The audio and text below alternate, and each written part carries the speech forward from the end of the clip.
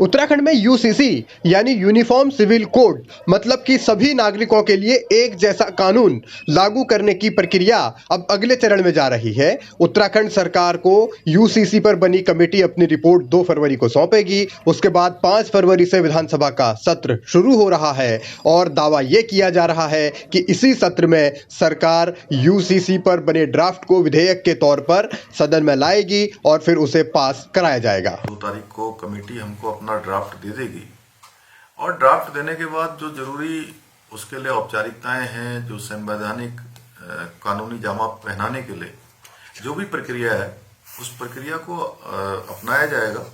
मंत्रिमंडल की बैठक भी आहूत की जाएगी, उसमें भी इस पर हमारी चर्चा होगी।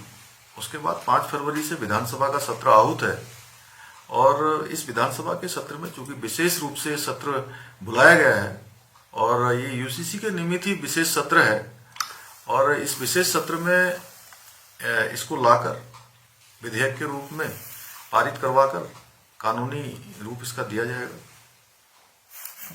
सरकार के अपने दावे हैं, अपनी तैयारी है, अपनी कोशिशें हैं और अपनी कवायद है और इसके जरिए एक मैसेज लोकसभा चुनाव से पहले दिए जाने की भी कोशिश है। दूसरी ओर कांग्रेस भी अपने तरीके से इसका आकलन करने का दावा कर रही है। हालांकि कांग्रेस के लोग अभी खुलकर कुछ बोल नहीं रहे। इतना जरूर कहा जा रहा है कि ड्राफ्ट देखने के बाद ही बयान दिए जाएंगे। देखिए, क्योंकि विधानसभा का जब चुनाव हो रहा था तो भारतीय जनता पार्टी के चुनावी घोषणा पत्र में यूसीसी का जिक्र नहीं था, लेकिन जब चुनाव चल रहा था और भाजपा को लगा कि वो चुनाव हार सकती है, इसलिए उन्होंने यूसीसी का जिक्र किया है।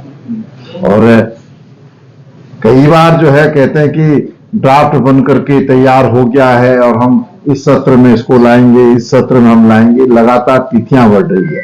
5 तारीख से सत्र शुरू है और यूसीसी का जो मसौदा है जब सदन के अंदर आएगा उसको पढ़ने के बाद हम कोई बात कह पाएंगे।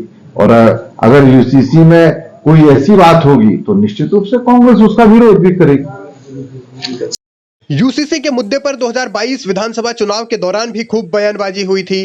तब प्रचार के आखिरी दिन धामी ने इसको लागू करने की बात कही थी। अब लोकसभा चुनाव से पहले ये लाया जा रहा है तो बीजेपी इसे अपनी जीत बता रही है। देखिए, उत्तराखंड में हमने अपने संकल्प पत्र में समान नागरिक संहिता को लागू करने का जो वचन जनता को दिया था उसको हम लागू करने जा रहे हैं। ऐसा मुख्यमंत्री जी ने स्पष्ट रूप से उसका उल्लेख कर दिया है। विधानसभा के अंदर विधेयक आएगा और विधेयक के अंदर चर्चाएं होंगी।